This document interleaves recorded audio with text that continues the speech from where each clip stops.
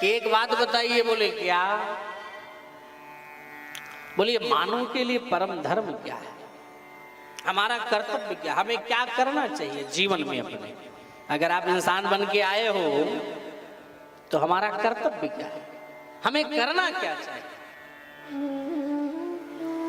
क्योंकि ये तो हम भूल ही गए कि हमें क्या करना चाहिए।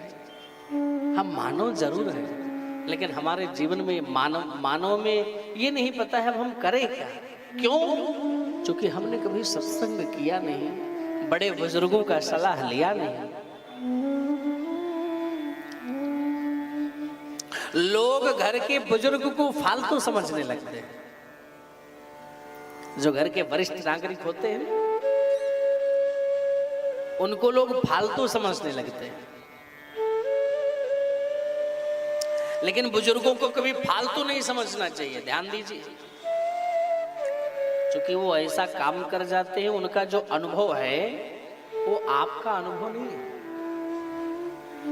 इसलिए हमें उनके अनुभव से ही अपने जीवन को चलाना चाहिए मेरे भाई।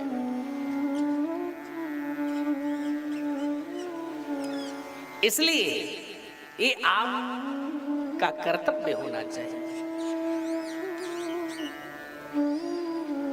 हमें एक घटना याद है, एक लड़के की शादी नहीं हो रही थी। एक लड़के की शादी नहीं हो रही थी। अब जैसे तैसे उसने जो है अपना जुगाड़ लगाया। क्या लगाया? जुगाड़ लगाया। क्या लिए? शादी के लिए। अजाब जुगाड़ लग गया, लेकिन जो बाराती लड़की वालों ने थे, जो लड़की वाले थे वो भी बड़े चतुर प्राणी थे। हमको लगता है गोंडा बहराइच के रहे।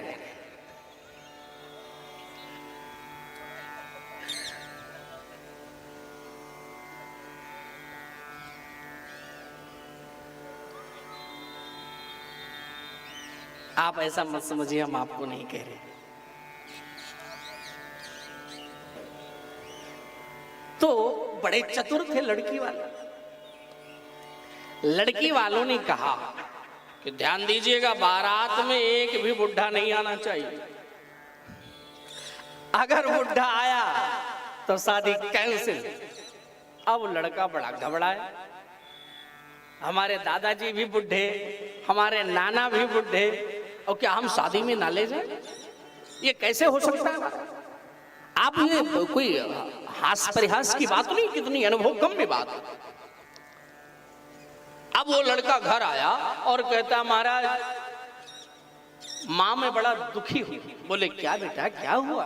बोले वो जो हमारे ससुर जी हैं उनकी पिताजी ने कहा है कि बारात में एक भी बुढ़ा नहीं आना चाहिए। अब बताओ।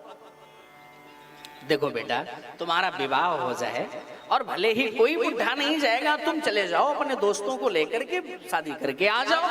बोले ठीक है। अब जब बारात चलने लगी तो जो लड़के के नाना थे, भाई ये मेरा नाती है, हम तो चलेंगे, हम चलेंगे, बेटा हमको भी लिए चलो बारात। बोले कैसे बारात लिए चले? आपने सुना नहीं नाना जी वहां से उन लोगों ने मना किया कि बुढ़ा नहीं आना चाहिए? बोले नहीं बेटा लिए चलो। लड़के के दोस्त ने कहा अरे नाना जी हैं गाड़ी के सबसे पीछे, इनको धीरे से वहीं पर छिपा करके बिठा दीजिए और इनके ऊपर से वो जो लड़की के लिए कपड़े लेकर चल रहे हो इनके ऊपर ही थोड़ा थोड़ा सांस लेने की जगह छोड़ देना, बाकी इनको ढक देना। बोले जय बात तुम्हारी ठीक है, चलो फिर नाना को लेते चलो। नाना को ऐसे ही बिठाया और बिठा लेकर के गए। और जब वहां पहुंचे तो जब बारात में वो दूल्हा पहुंचा तो दूल्हे से दूसरा प्रस्ताव रखा गया।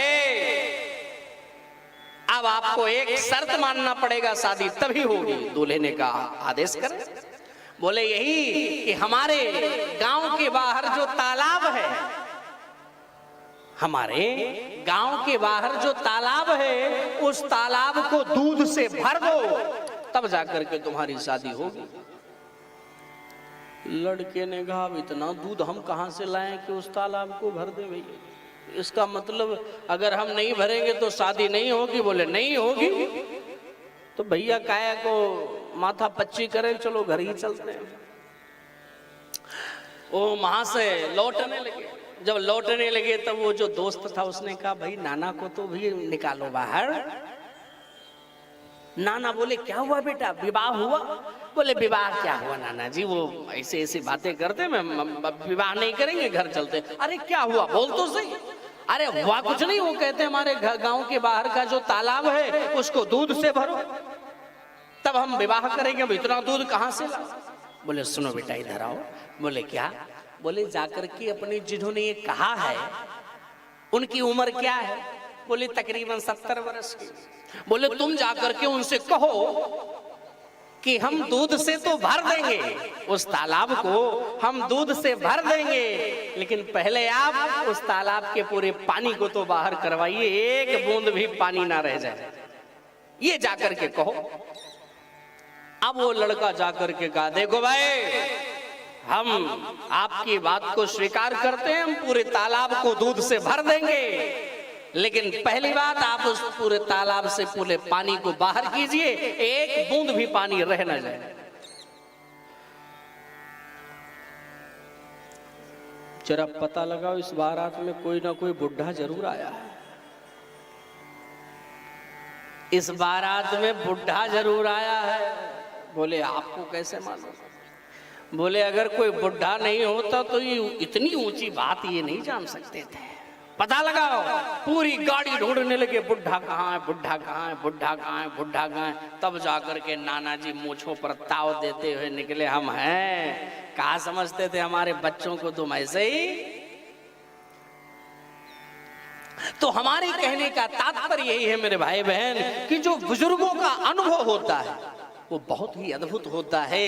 हम लोग बुजुर्गों का सम्मान नहीं करते, उनको फालतू समझ करके घर में बिठा देते। इनका क्या मतलब?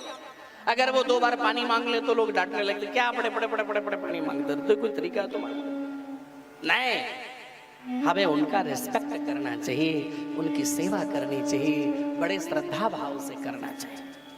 ये हमारा जीवन होना चाहिए।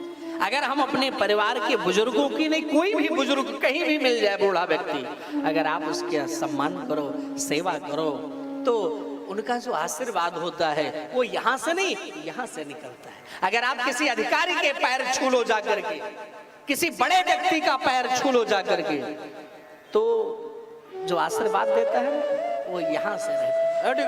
गुजरो गुजरो, ठीक है। लेकिन किसी बुजुर्ग के पैर जाकर के छू लो ना, दिल से कह रहा हूं, किसी बुजुर्ग की माँ, किसी बुजुर्ग माँ या किसी बुजुर्ग दादा का पैर छू लो जाकर के मेरे भाई बहन, वो यहाँ नहीं यहाँ से आशीर्वाद देते हैं कि जाओ बेटा तुम्हारा कल्याण हो, तुम खूब वृद्धि करोगे अपने जीवन में। किसी भी बुजुर्ग के चरण को छू लो, वो आशीर्वाद हमेशा हमारे जीवन को एक सुंदर नित्य नई ऊंचाई प्रदान करेगा। इसलिए बुजुर्गों का आशीर्वाद जो हमारे लिए है वो बड़ा ही अद्भुत आशीर्वाद है। इसलिए मेरे भाई बहन, उनका तिरस्कार नहीं, उनके सम्मान की आवश्यकता है।